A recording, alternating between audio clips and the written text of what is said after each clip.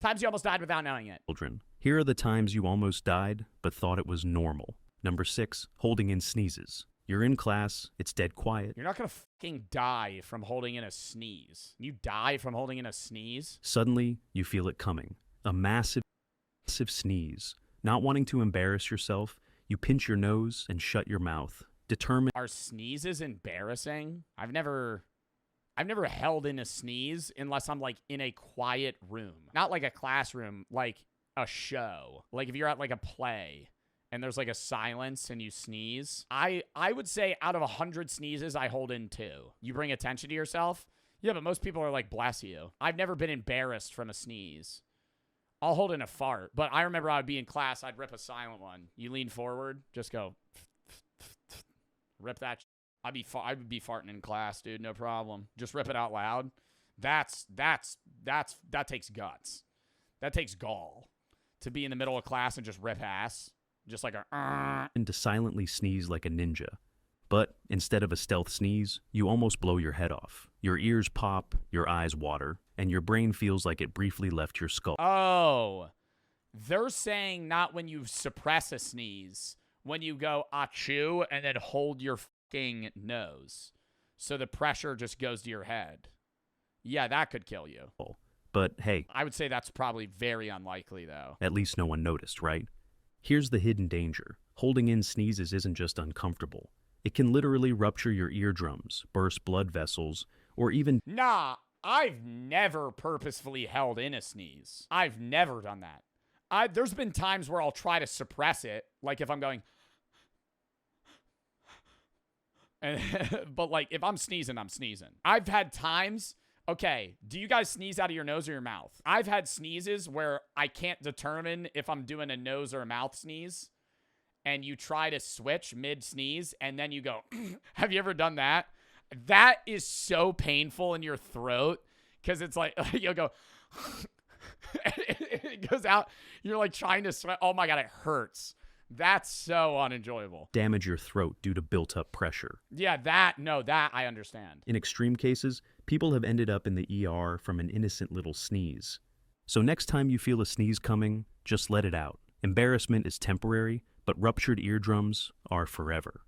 Number 5, choking on water. You're sitting there, casually sipping water while scrolling. Choking on water. I choke on my food probably once a week. I don't chew enough. Like Bevo. There's times I'm munching and I got like my throat's dry and I'll go like this and I'll go and I feel it like here and it's just barely inching.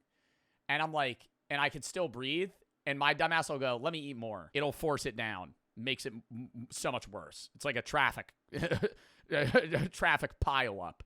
It just sits there, and then I drink water to get it down, and I feel it forcibly go. And the whole time I'm like, there was one time I'm eating and I'm talking to Brooke, and I'm like chewing, and she's saying something to me, and she's just staring at me, and I go, and I'm trying to swallow, and I start drinking water, and you just hear like a. And she's like, are you okay? I'm like, I was actively choking for 30 seconds and you were waiting for a response. She's like, why didn't you say anything? She didn't say, why didn't you say anything? Why didn't you do anything? Because obviously I couldn't talk. But I was like, what do you want me to do? So I don't want to escalate the situation. I'm not going to say anything unless I actively can't breathe. Like, I couldn't breathe then, but I was almost at a level of I'm dying. Like, I can't talk. But I'm still in control. I'm choking, but it's a controlled choke. I'm swallowing the water, and I know it's going to help. Now, if I tried to swallow the water and I couldn't get it down is when I would grab her and I'd go. That's different, though. I've never had that happen. Knock on wood. Never had that happen. TikTok, when suddenly your throat decides to switch teams. Instead of helping you swallow, it's actively trying to kill you. You're coughing, eyes watering, choking like it's game over. But here's the real deal. That's called aspiration, when water accidentally slips into your windpipe instead of your esophagus. I used to think when I was younger that my stomach had 2 different things for water and food. Like, I thought that when it went into my throat, they separated. Like, I had a water and liquid area and and a fucking, it does it after the stomach. Like it goes somewhere else. Like everything goes to the same area and then it separates. I thought it was like when I would swallow water, I had a water tunnel and a food tunnel. I thought I had two different like areas that it immediately, like the second I swallowed, my body was like a computer and went, this is food. Because I remember in my head going, well, what about a milkshake? In my head, I would go, what happens when I eat a smoothie? I mean, that's a real debacle. It doesn't know where to go there. Like, is that the food pipe or the water pipe? Thankfully, your body's cough reflex usually saves you before anyone notices you almost died from water, but it can genuinely block airflow, causing you to suffocate. Yeah, death by hydration, the dumbest way to go. Number 4, standing up too fast.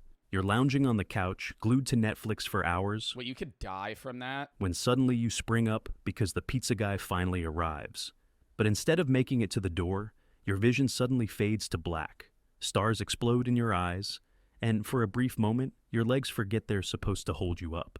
You laugh it off as just standing up too fast. But here's what's actually happening. That blackout moment is your blood pressure dropping suddenly.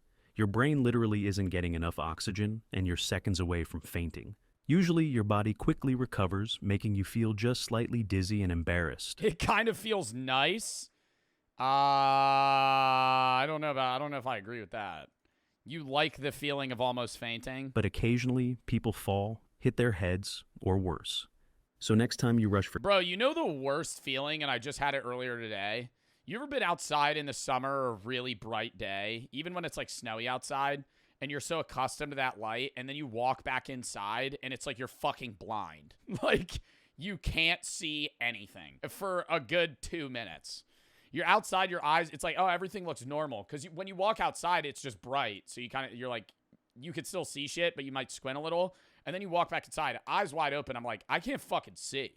Like, lights are on. I can't even see what's in front of me. For pizza, maybe stand up slow, because fainting is a lame reason to end up in the ER. Number 3, eating raw food.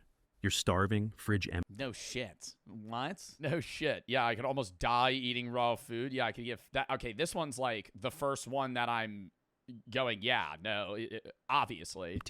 Except for some sketchy leftover sushi and questionable... Ooh, Brooke will eat leftover sushi. I will eat that day of, or I'm not eating it. Unless it's like tempura. If it's cooked. Chicken nuggets. You're too lazy to microwave, so you pop a bite cold and raw, thinking, what's the worst that could happen? Congrats. You just played raw food. Who the fuck eats cold chicken nuggets that are uncooked? Like a moist nugget out of the freezer? That's gross. They're pre-cooked though. Are they not? Chicken nuggets are pre-cooked like hot dogs. Like you could eat a hot dog right out of the case and it's good. Food roulette. Raw chicken, seafood, or even uncooked eggs are perfect breeding grounds for nasty bacteria like Salmonella and E. coli, tiny assassins waiting to ambush your stomach. Most times, your stomach acid battles it out like a champ, and you move on thinking you're invincible. But when you lose, violent sickness, emergency... Yeah, people with Mountain Dew addictions really just got fucking iron stomachs. You could eat a fucking bird that's still alive and you'll be fine. Trips and a story put it in mud you'll never live down. So, next time laziness tempts you into raw food adventures, remember, your stomach's tough, but not bulletproof. Number 2, cracking your... No, you just gotta rip like 12 Tums. There was a guy on my trip in Mexico that kept raving about Tums. He said he eats them like candy. He was like an old white guy, definitely rich, retired. He kept talking about how hot his daughter was. It was really weird. It was really weird. He was really weird. He was gonna be like, yeah, my daughter's hot. I'm like, okay. He kept saying it to Chris. He kept telling Chris. He was like, yeah, my daughter's like really hot. I'm like, are you trying to set up your daughter with my friend? And he'd be like, yeah, I eat 12 Tums every day. I'm like, what, really? Like that many? He's like, yeah. Eat them like candy. He's like, I just ate like 12 Tums before I came down here. Like, bro's bragging about how many Tums he eats. That guy's got an iron stomach. Eat a raw chicken breast. Have 10 Tums. You'll be okay. You're sitting at your desk after hours of gaming, studying, or whatever it is you pretend to do when your neck feels stiff. So naturally, you Hell, dad. Okay, well, no, I don't think it's fucked up to be like, yeah, my daughter's pretty. But like the way he was saying it was like as if he personally was like, yeah, like, you know, like you could be like, oh, my daughter's beautiful. But he was like, yeah, my daughter's hot. Like, I don't know if I would use that terminology. twist your head to the side and crack. Instant relief. Feels good, right? Here's the kicker. That satisfying crack isn't always harmless. Neck cracking involves rapidly stretching the joints and ligaments, releasing built-up gas bubbles. Harmless usually, but what am I watching right now? I zoned out. naturally, you twist whatever it is you pretend to do when your neck feels stiff. Oh, So this. Could you hear that? What about this?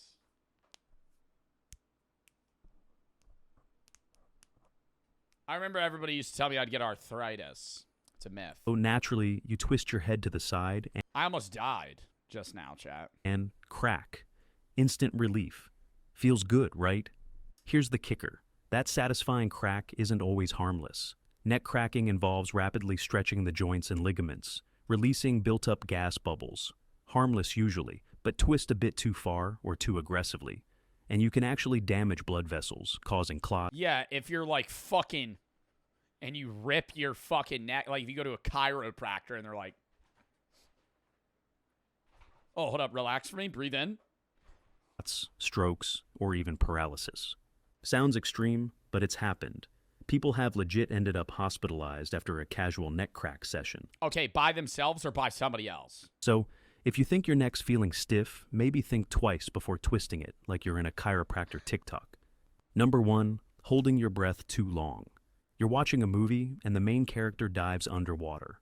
Obviously, you hold your breath too, trying to see if you'd survive in their situation.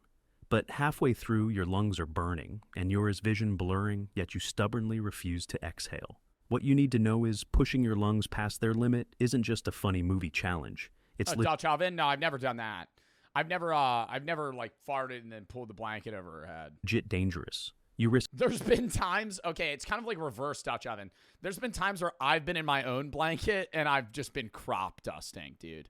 Like I'm talking like 5-10 farts and then I'll release, right? I open it up and it's like, dude, I'm talking like a fucking gas bomb, dude. Just fucking, it's just aerating it. Just fucking open it up. It's just been trapped air. Release it and it just fucking reeks, dude. But I'll say, if I fart 100 times, like 80 of them don't smell. Like a lot of them are just air. But days that I'll eat like a lot of asparagus, broccoli, Brussels sprouts, like a lot of greens,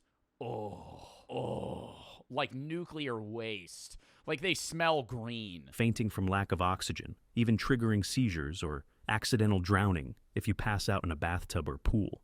Sure, it feels like harmless fun. Bro, I love farting though. I'm sorry. I gotta say, I know this is such a stupid rant. I love farting. I love farting. Like, I will say, bro, feeling it build up in your stomach and you're like, oh my God, it's here. And being able to rip ass, awesome. Bottom 5 experiences. Not being able to fart and holding it in and you feel it kind of rise to your sternum. Like you feel the gas and now you're like bloated.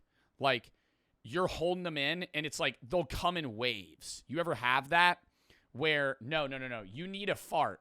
You don't rip ass. And then you like hold it in and it dissipates for 10 minutes. And then it's like closer and closer and closer. It's like you're pregnant, right? Like the fucking, what's it called? The fucking, what is the pain when you're pregnant? But not ovulation. Your fucking contractions. They're closer, right? So that you hold in the fart and you're like, I'm good. You're at a lecture. It's usually like college, like hour and a half, you're somewhere you can't fart. Holding in. We're good, right? You let it slide. 10 minutes go by. Oh, it's back. And it's bigger. Now it's 2 farts. You hold it in. It compounds. Now it's 4. Now it's the size of 4. 4 farts in one are ripping you. And you're just fucking clenching, praying that you're going to have a scenario where you're able to fart. Now you're sitting here questioning, maybe I should have just farted the first time. Maybe I should have just been releasing these, because now if I release it, I'm not going to be able to have it be quiet, and it's going to be overtly obvious that I need to fart. But now I'm so uncomfortable, I feel like I'm going to shit myself and throw up at the same time. And it's in your sternum now. It's in your chest. And then it's usually like on airplanes. It'll happen to me a lot where I can't poop. And then I'll just be like on the toilet after a flight, because I think the flight fucks up my stomach too. And I'll sit on the toilet, and it'll just be like 20 minutes of me just straight farting. No poop, just fucking just air. And I'm just feeling so much better. That's why dude, let him out. Hey, as Shrek said, better out than in. I'll rip ass. I'll rip ass in 90% of scenarios. In 90% of scenarios, I'm farting. That's not normal. Get that checked out. Bro, I'm not saying every day this is a common problem. I'm saying, like, if I have to fart. Like, I haven't farted in probably 6 hours. I don't know. I haven't farted this stream. But, like, if I have to fart, I'm gonna fart. Go on TLC. My name is Joe. I'm 23, and I've had a massive farting problem. It cuts to me. I'm just sitting there like, oh, just like in a public area. Oh, sometimes I just can't hold them in. It's legit dangerous. You risk fainting from lack of oxygen, even triggering seizures or accidental drowning if you pass out in a bathtub or pool. My strange addictions, I'm addicted to farting. Feels like harmless fun, but your little underwater breath-holding contest could genuinely knock you unconscious. Next movie night, maybe just let the actor do the breath-holding. Your brain likes oxygen more than it likes movie challenges. If you want to watch more video like this, subscribe to my... How often do people fucking hold their breath in movies? I've never done that. Maybe once. Like, I've gone like... to see if I could hold my breath as long as them. You know what I hate about movies? You know when there's like a minute timer and there's a minute left. The bomb's going to explode. The scene's 5 minutes long. A minute goes by. They look at the clock. 58 seconds. What do you mean? They're like, guys, 10 seconds left. And then they have a fucking 2-minute, I've always loved you, Garrett. And they have a whole in-depth conversation with a flashback. And then it cuts back. 5, 4, 3, 2, and then it cuts off. And then it's good, and they're okay. Every time. I watched Thunderbolts yesterday for the first time. Forgettable. Good movie. Forgettable. Didn't really like the villain / misunderstood good guy. I don't know. I wasn't really big of a fan. I think it had deeper meaning, but I would rate it like a 7.5 out of 10. It was good. I would watch, like, if they had a Thunderbolts 2, I'd watch it. But I didn't think it was. I thought you would really enjoy the scene where the kid gets obliterated. That was probably the best scene, where he saves the kid. Spoiler. He saves the kid, and then out of nowhere, boom, like a flash of the finger, they just disappear. But they didn't die. They entered the void. It's fucking stupid. Stupid. My mom laughed at that in a quiet theater. Yeah, I mean, it's funny. Joe audibly laughed in the theater during that scene. Well, okay. No, it wasn't like, how do I describe it? It had like good comedic relief, but I feel like Marvel movies always just feel like they're trying too hard. They're just trying too hard. Like, it never flows. It's like that guy that just like butts in mid-conversation. And he's like, oh yeah. Fucking, ugh.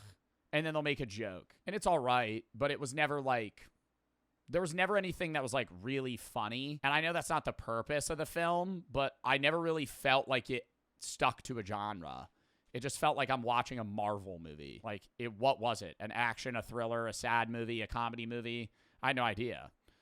Drain and Burrito for the sub. Lucky for the sub. Timo for the sub. Deadpool? No, Deadpool clings to a drama, like a specific genre. I would say Deadpool movies are specifically like action, thriller, comedy. Maybe action comedy or thriller comedy. But like Thunderbolts felt like it was an emotional thriller comedy Like misunderstood, like fucking weird vibe. I don't know.